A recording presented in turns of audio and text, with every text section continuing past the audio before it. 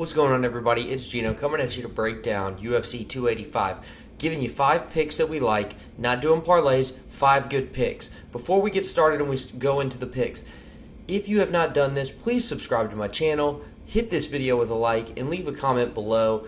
If you don't even have anything to really say, no picks or anything you like that you think you can contribute in the comments, just put a letter in there and we'll be good to go. All that does is boost the algorithm and helps expose the channel more.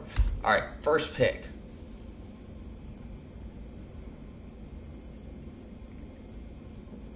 We have Turner versus Gamrot. I'm actually going to go with the dog here. I've got a reputation for not being afraid to take some shots on some dogs. I'm going to put 1 unit on Turner. I like him. I think that he has been pretty hot, especially as of recent. He's got a 5-fight winning streak here. He has 5 finishes in a row, and 3 of those are submissions. If you look at Gamrot, he's given up a submission loss in a grappling match back in 2019. I mean, I know people are like, oh, that's grappling, that's not UFC. Still, if he gets to the ground, Tarantula could get him. I'm looking at all the books. I really like the fact that MGM is plus 190, so right when we're done, I'm putting this 1 unit down on Turner for a money line win. Oh, one more thing. Gamrot is 2-4 over his last 6, so it's not like he's overly hot, but he has fought good competition. All right, so now we have Brunson versus Duplessis. I am going to go with the under 1.5 at 1 unit. I don't really like the idea of betting this because I think that there's a lot of value in Brunson, but I also don't think he wins this fight. So, if you look at it, as I'm talking, I can't find the line odds for FanDuel for this fight, but it's plus 130 on DraftKings, minus 160 on Caesars, and then plus 125 on MGM, which tells me I'm onto something if it's minus 160 on Caesars versus plus money on DraftKings and MGM. So, with that being said, Brunson has several finishes over his career that were within the first 2 rounds. You also have 4 out of his 7 wins have ended within the first 2 rounds, and 1 in round 3. 13 of 18 on the other side of Duplessis' wins have ended in round 1 or round 2. So there's a good chance that this enters under 1.5, and if I can get it at plus money, I'm going to play it because I think it's a strong play. You have Gary versus Song. This is another one I'm playing the under. I don't think Song is a terrible fighter. And I don't think he's somebody to be slept on. I do think Gary's good, though. I think he's a rising prospect, and they're setting him up for a win.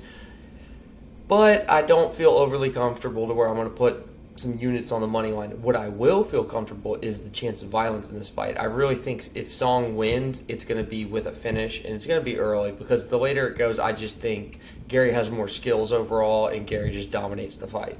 With that being said, you have Gary, who 6 of his last 9 wins have ended in round 1 or round 2. So he's a finisher too. I'm just saying if he goes to decision, I think it is more in the advantage of Gary.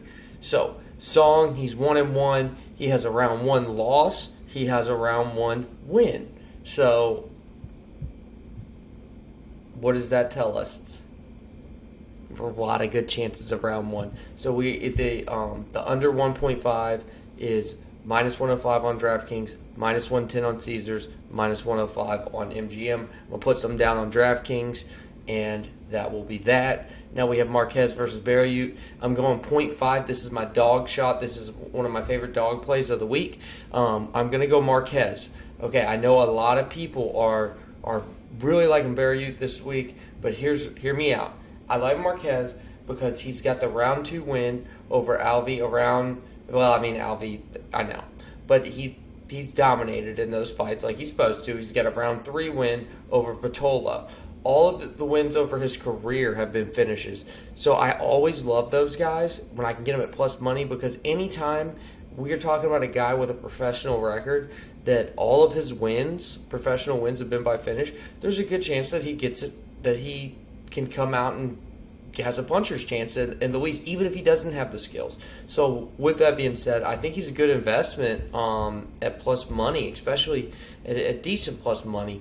Getting him at plus 130 on DraftKings, I like that. So if you look at Barriute, he's 2-3 over his last 5. That's the other piece of this. It's not like we're talking about fighting a favorite that's just been dominant. Granted, he's fought guys like Hernandez, Park, and Gane. Those are his losses, but he's still losing. In 2-3 over his last 5, it's not like he's dominant. So I'm gonna get a play on the dog. So that's my fourth play. My final play, it has to do with the main event. I'm not even going to try to pick these guys because it is so hard. I mean, both guys are so great. But the one thing I like, and I think I'm onto something by looking at the books again. So let's look at FanDuel. Fight not to go to decision. You have DraftKings is plus 100. You have FanDuel, it's minus 104. Caesars is minus 105. MGM is plus 100. I'm going to put some pennies on that. So I'm going to go 1.5 units. I originally did 1 unit, but then once I started seeing the lines on the books, I like it even better. These guys are powerful. They're skilled. If Jones can get it on the ground, I don't think Gane has seen anybody with the skills like Jones. So if the thing can get to the ground, Jones can land a submission. And then the other part of it, Gane can easily, I mean, those heavy hands, if he lands a punch, Jones is fighting up a weight class. Yes, I'm going to put some money on. I might even go 2 units. The more I talk about this, the more I really like that play. It might be my favorite play of the week. All right, guys. Hey, so before we get done, I want to just go over real quick last week. So what we did, we went 1-3 because we didn't get a chance to do the span, the dog play on span. But if you look, we lost the Alves fight. That was plus 160 dog shot. Well, that was a 1 unit bet. Lost the unit on that.